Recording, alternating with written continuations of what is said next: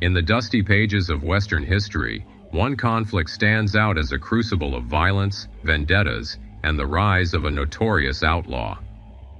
The Lincoln County War, a tumultuous chapter in the American Old West, witnessed the emergence of a legendary figure, Billy the Kid. In this video, we delve into the complex and violent narrative of the Lincoln County War, exploring how it shaped the destiny of Billy the Kid and propelled him into the pantheon of Wild West legends.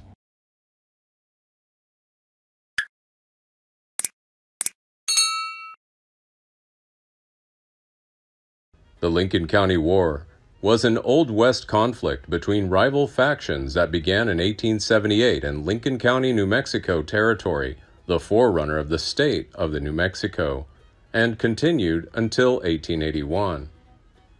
The feud became famous for starring William H. Bonney, better known as Billy the Kid. Other notable participants included Sheriff William J. Brady, rancher John Chisholm, lawman and astute businessman Alexander McSween, as well as James Dolan and Lawrence Murphy.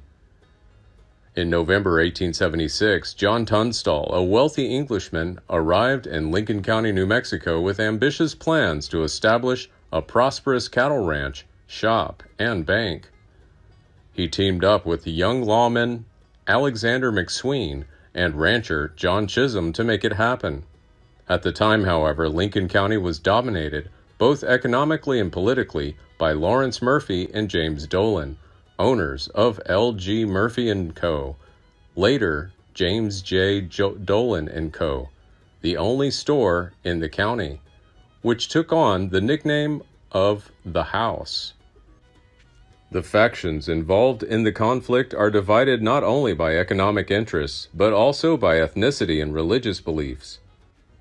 Murphy's faction consisted mainly of Irish Catholics, while Tunstall and his allies were predominantly Protestant British. There is important information that L.G. Murphy & Co. lent the Territorial Attorney General a substantial amount of money, and in return, the Territorial Attorney General pledged to support the company.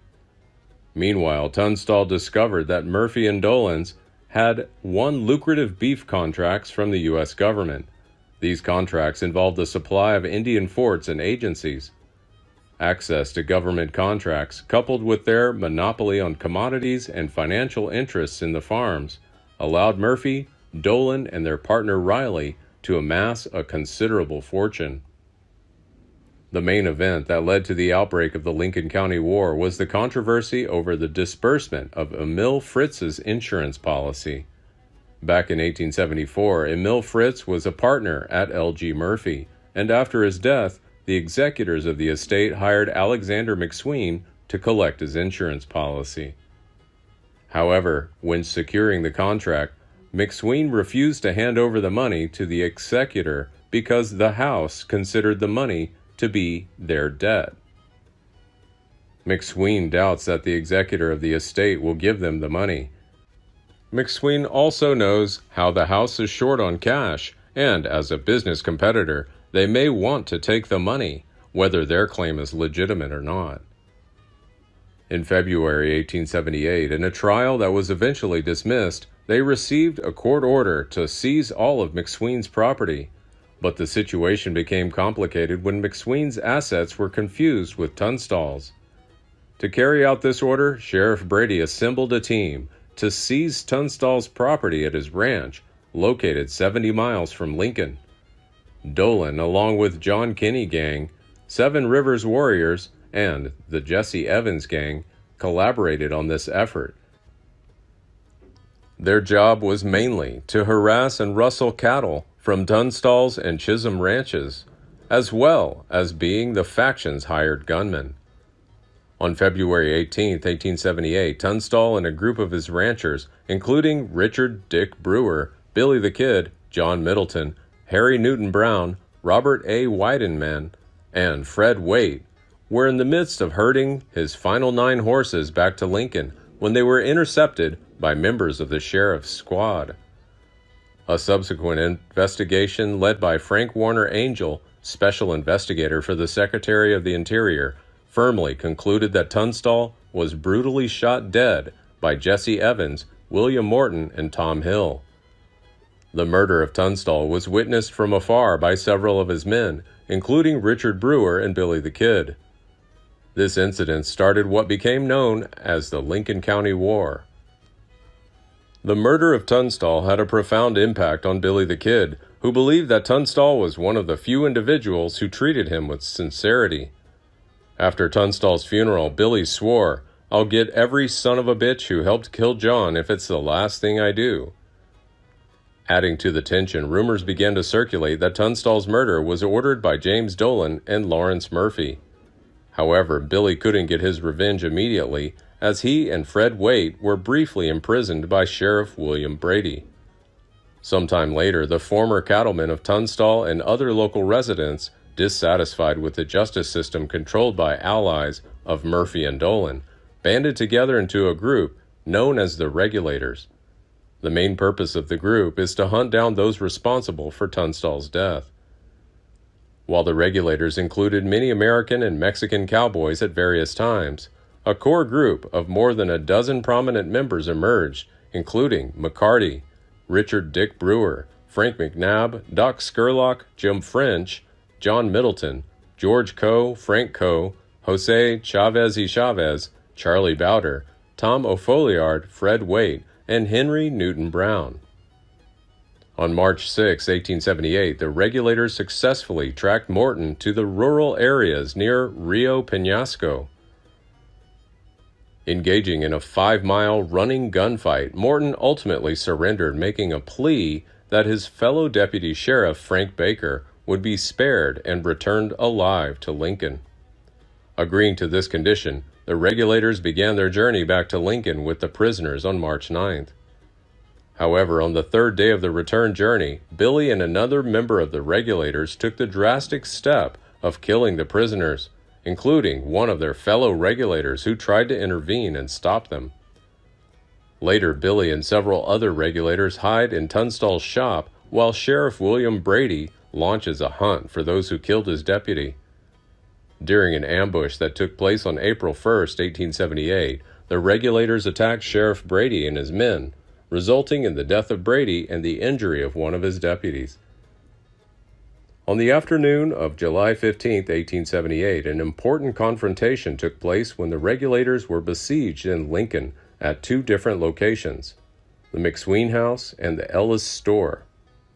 Confronting them are cowboys Dolan, Murphy, and Seven Rivers. Inside Ellis's store, notable figures like Scurlock, Bowder, Middleton, Frank Coe, and a few others. Around town, about 20 members of the Mexican Regulators, led by Josefita Chavez, were also deployed. Meanwhile, at the McSween house, there are Alex McSween and his wife, Susan, Billy the Kid, Henry Brown, Jim French, Tom O'Folliard, Jose Chavez y Chavez, George Coe, and a dozen Mexican vaqueros. Over the course of the next 3 days, intense gunfights ensued, resulting in the tragic death of Tom Cullens, one of McSween's guards, struck by a stray bullet. During this time, Henry Brown, George Coe, and Joe Smith leave the McSween house and make their way to the Tunstall store. There, they chase the two Dolan men into an annex, but were shot back, forcing them to hide below to escape. The stalemate continued until the arrival of the U.S. Army, led by Colonel Nathan Dudley. The military stationed their cannons at Ellis's shop and other locations, causing Billy the Kid, Doc Scurlock, and their associates to give up their positions, along with Chavez's cowboys. Unfortunately, this leaves those remaining in the McSween house to their fate. In the afternoon of July 19th, chaos ensued as the Murphy-Dolan faction set fire to the house. As the flames raged and darkness descended, Susan McSween, along with another woman and 5 children, were permitted to exit the building, while the men inside continued to fight the fire. By 9 p.m., those left inside started running out the back door of the burning house. Billy the Kid and Jim French, after assessing the situation, came up with a plan to escape. Finding the right path, Jim French took the lead, followed closely by Billy the Kid, Ofoliard, and Jose Chavez y Chavez, escaping the house. However, the Murphy-Dolan faction spotted them fleeing and opened fire. As a result, Harvey Morris, McSween's law partner, fell victim to their bullets and lost his life. Amid the chaos, a gunfight broke out in the backyard after some soldiers tried to capture the rest. In the ensuing melee, Alexander McSween and a Seven Rivers cowboy named Bob Beckwith were among the dead. The Lincoln County War served no purpose other than to foster distrust and hostility in the region. The surviving members of the Regulators, most notably Billy the Kid, are forced to live as fugitives. Gradually, Billy and his gunmen disperse, each meeting different fates.